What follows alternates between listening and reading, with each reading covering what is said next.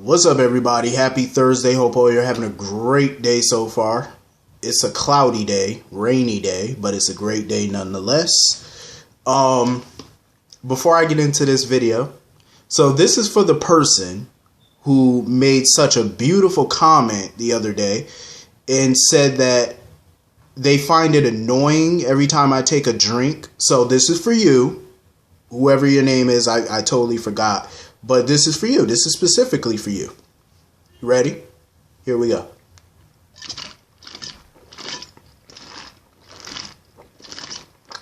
That was for you. Hope you enjoyed that. Now that I'm done being a little petty, had to do it. It was a funny comment. I had to do it. So anyway, moving on. So we're still dealing with this DOD mess. Pray for me. Shiloh was definitely showing his controlling behavior today. I don't know if Sam noticed it, but he was definitely being controlling today. And the reason I say that is because he basically asked Sam to use her PI skills to look for Christina, to search for Christina. Now, mind you, when anybody usually hire a PI, they don't go with the PI to investigate. When you hire a PI, you let the PI do their job and do it by themselves. Not Shiloh. Nope. Shiloh said, I'm coming with you. I'm not letting you. First of all, he said, I'm not letting you do this on your own. Now, when he said that, my first thought was, excuse me? You're not going to let her what? As far as I'm concerned, last time I checked, Sam's a grown woman. You don't let her do nothing. She does what she want to do. I'm like, who the heck does he think he is? I'm not going to let you. Yeah, okay, we'll see about that. Like, he talked to her like she a child. I'm not going to let you. Okay, Mr. Shiloh. Okay, you cruising for a bruising, brother. So anyway, Sam kept telling him, insisting that she should do this on her own. He kept on insisting, no, I'm going with you. He need to get smacked. I'm just saying, Shiloh need to get hurt. He need to be in the Pine Barrens ASAP. I'm just saying, who do this man think he is? I'm not letting you go by yourself. And then he keep insisting on going with her. I'm like, this man is Looney Tunes. So they end up going to Charlie's pub to ask Julian about Christina. Of course, she didn't come to work. We all know why. So basically, he told Sam, well, if you do find Christina or talk to Christina, tell her she's fired. Because, you know, he really wanted to be there for Kim today. You know, this was the first day of her and Oscar moving into the Quartermain Mansion. He really wanted to be there for her. But he's stuck at the pub because, of course, Christina did not come to work, courtesy of Sonny, Jason, Alexis, and Dr. Neil. Yes, I'm mentioning Dr. Neil because you knew of the kidnapping, so you're a co-conspirator. You better get a good lawyer. Well, you got Alexis. Well, hell, Alexis is gonna need a lawyer too. All y'all gonna need lawyers when this is over. Diane gonna be booked and busy. I'm telling you. Yo, I'm dead serious. Diane is gonna be booked and busy when this is all said and done. She gonna have so many clients. Jason, Alexis, Sonny, Neil, Michael, you're a co-conspirator too because you knew about it. Sam, all y'all gonna need, oh my God. Can you imagine the billable hours? I'm pretty sure Diane gonna represent all of them because they all under the same case. The billable hours on this, my Lanta, I would charge them double. Lord, y'all, ooh, Diane. I love me some Diane, man. That's a lucky woman there. I know her pocket's gonna be fat.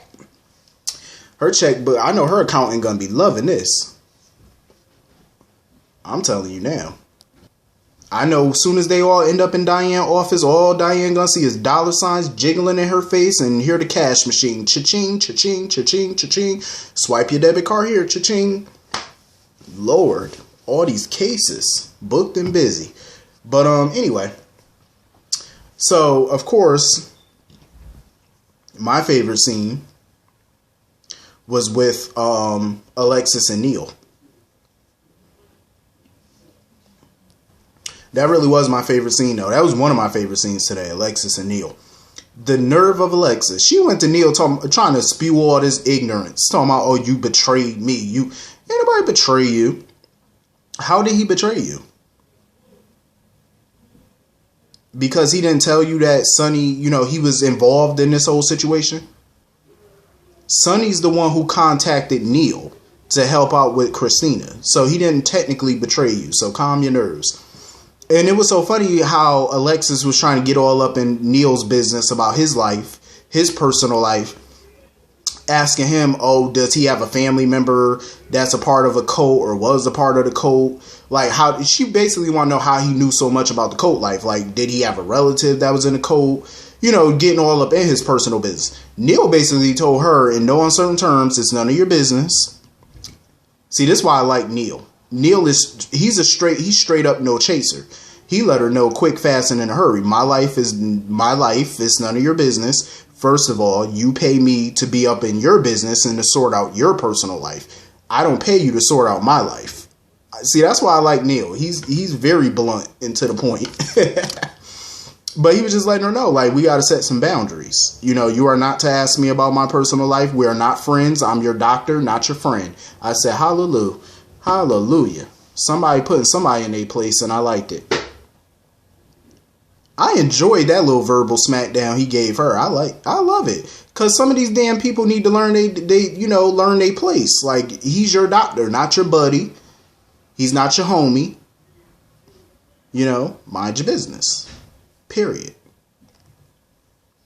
I enjoyed it. I thoroughly enjoyed that. So anyway, of course, Sonny is running around worried about what Christina told Shiloh or whatever. I have to agree with Jason. Sonny need to chill. You know what I mean? Like, she don't know nothing about your business.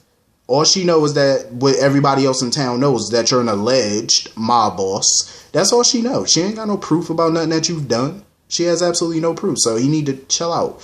But I can understand why he's getting annoyed by this whole, what they call it? Some little secret, whatever, declaration or whatever you got to make. I can see why he getting sick of it because it's causing a lot of trouble. So of course, he wanted to talk to Neil about the whole situation because he wants to talk to Christina and ask Christina what she told Shiloh. And Neil told him absolutely not. You're not going to ask Christina nothing about that right now. Sonny need to chill. I can understand why he worried, but bruh, you should know Christina don't know nothing about your business. So calm down. Like, seriously, chillax. So, of course, Jason and Sam got into like a little argument about getting, the information or whatever, because he needs Sam to get the info that they need. Get all those statements and stuff that everybody, gave them, all the leverage and stuff. They need to find out where that stuff is.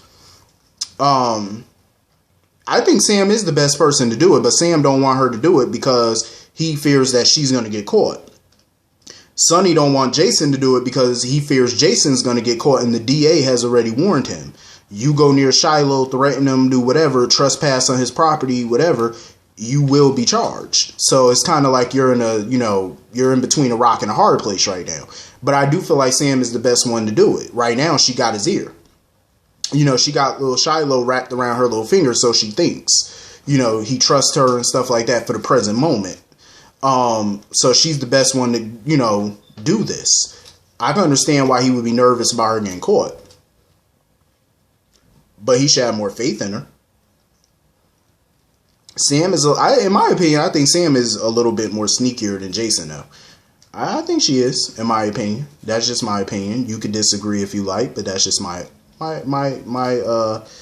opinion on this. But of course, Shiloh had to go back to the office, his little home office, I guess, at the DOD house. And he has Christina's little pledge, that they call it, about Alexis hitting Kiefer and how it wasn't no accident. So my guess is now that he think that Christina went AWOL, he probably think that she gonna use it. That, Shiloh probably gonna use that against Alexis or whatever, or to maybe blackmail or whatever.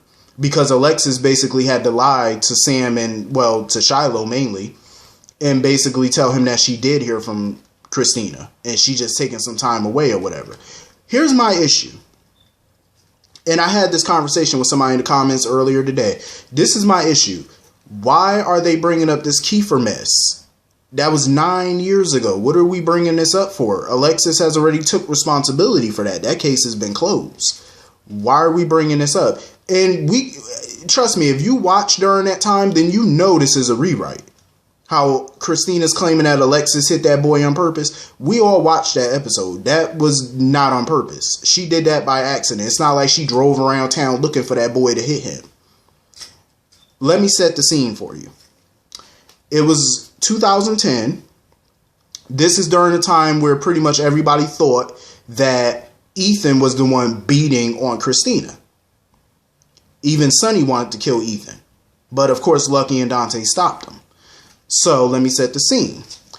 That night, Kiefer beat the mess out of Christina. He stormed out of the lake house, Alexis's former home, the beautiful lake house that I miss so dearly.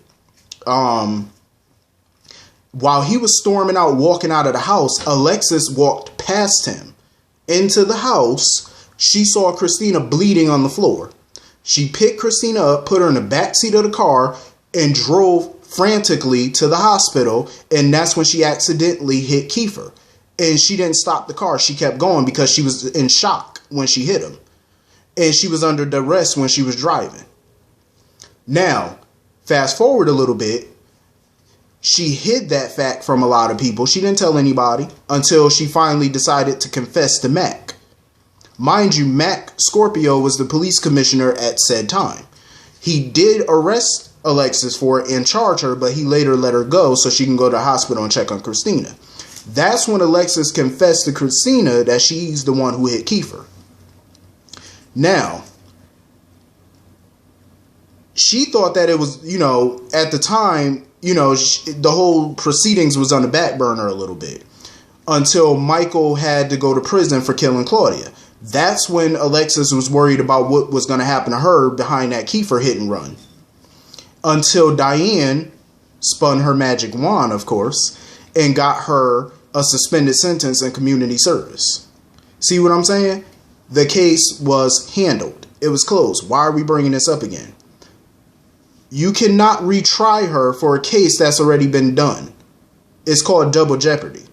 So why are we bringing this Kiefer mess up 9 years later when it's already been settled 9 years ago when it happened? I don't understand this foolishness. Like, somebody need to help me with this. Why is Kiefer Bauer even a topic of conversation 9 years later? Why? Kiefer's dead. His daddy's dead because he went on a rampage at the hospital, shot Mac, shot Ethan, tried to come for Christina. Mac shot him and killed him. Why are we even on this subject? For what? They're dead. What are we on it for? We already closed that case. Moving on. So Carly, of course, is worried about Jocelyn, yada, yada, yada. I didn't really care for Carly's scenes today because they were insignificant. They were just non-important. It was a non-factor today. So anyway, moving on from that. Oscar. That boy, they finally got Oscar looking sick. I read a lot of comments where people said for a boy dying of cancer, he looked pretty healthy. I had to laugh at those comments, but it was so true. He did not look sick. Like, usually, he didn't look ashy. He didn't look like, he had the brown oil under his eye. Like, he wasn't blue. He wasn't none of, like, he didn't look like a kid dying of cancer. Like, he just really didn't look it. But now they finally got him looking weak and sickly, and I'm like, it's about time.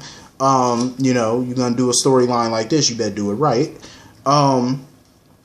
Olivia just can't contain herself. Olivia cannot contain herself. Like, she just keeps crying and stuff because this child is coming to their home not to visit or to live. He's coming there to die. And it's getting to her. I don't blame her. I mean, it's an emotional for everybody. So she basically told Ned that she was going to treat him and Kim like royalty during their stay. Which I think is cool, and I did like the conversation Michael and Drew had, about family and stuff like that. And I'm glad family is there for him. He needs it. I did like the fact that Oscar and Jocelyn wrote a song together for the nurses' ball. Jocelyn was trying to look on the bright side. You know, she was like, oh, we're going to perform this at the nurses' ball. Oscar doesn't want to perform at the nurses' ball because he doesn't think he's going to be around that long. So he wants her to perform it by, you know, not by herself, but he wants her to find a different partner. And, you know, she's just trying to think on the positive. I wouldn't say Oscar's being negative. I think he's being pragmatic. Like, he's being logic. Like, he knows his time is running short. You know, he's not trying to think about the nurses' ball because he doesn't want to get his hopes up that he's even going to be around. And he might not even be up to singing at the nurses' ball, you know, because of his condition. It's deteriorating rapidly. So who's to say? But he does want Olivia and Ned to plan his memorial. He doesn't really want a funeral. He wants more of a memorial, kind of like a celebration. You know, he doesn't want people at the funeral crying and stuff like that. And, you know, I get it. I definitely do. Because it reminds me of Y&R when, you know, Gene Cooper died. And Catherine Chancellor didn't want some sad, sappy funeral. She wanted a celebration of life, you know. And I get that. I definitely do. Because that's the way I would want it too. You know, you ain't got to come to my funeral all sad, crying and weepy. You know, no. We're not going to do that. Olivia basically told him she can't make no promises because she cry at animal commercials. So... like, that's just Olivia. She cries at everything. So it's like, you know, she's an emotional person. Like, even at, you know, events and stuff, like joyous occasions, she crying. You know, that's just how Olivia is. I can understand why he didn't want to ask his parents to do it, because he didn't want to burden them, because he felt like it was going to be too hard for them to talk about his funeral arrangements, and he just didn't want to talk to them about it. You know, he wanted to talk to some people who, you know, he felt could be strong.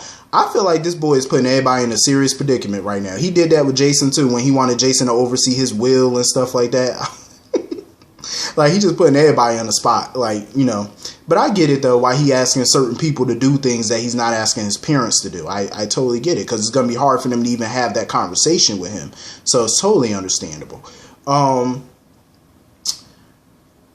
It's just sad, man. I just wish that he could get some type of reprieve right now, you know? So anyway, Anna is still with this foolishness about her not being Robin's mother. Now she's sitting there talking about, oh, I need to tell Robin. You better not tell Robin nothing. First of all, you ain't got nothing but a theory. You know, why bother Robin with that? I think it's totally ridiculous if she tell Robin that she may not be that girl mother. Like, don't do that, because you have no proof. And Finn was basically telling her there are other ways of getting DNA. And there actually are, you know. There are other ways. They got that little DNA that works on twins and stuff like that to prove, you know, who's the real parent, who's not. You know, I just don't want to entertain this storyline because I find it ridiculous. I really don't. I don't want to entertain this nonsense. Because that's all it is at this point. Nonsense. I don't care whether she's the mother or not. We all know she is. She's the mother in every way that count. She's going to, you know, that doesn't go away. So she need to stop the BS. Let me think. Is there anything else in this episode? Let me check. I got to rewind. Hold up.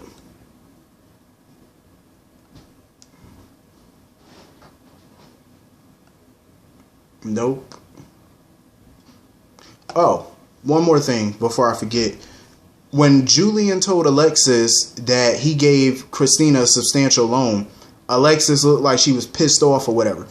My thing is, Julian, in my opinion, I know some people saying he should have minded his business, but he didn't know what the loan was for. I mean, he knew something sketchy about the DOD. I'm pretty sure he knows something is up with them, but he doesn't really know what it's for. She never really gave it details about what it was for. And I'm pretty sure had she did, he probably wouldn't have gave it to her. He thought he was just helping her out. And at the end of the day, Christina is an adult, you know, so nobody should really be mad at him for doing something with his money. I mean, it's his money. She's an adult, so it is what it is. You know what I'm saying? Like, there's no need to chew his head off. But anyway, hit the comment section. Let me know what y'all thought about this episode. I will see y'all all later. Have a great day. Peace.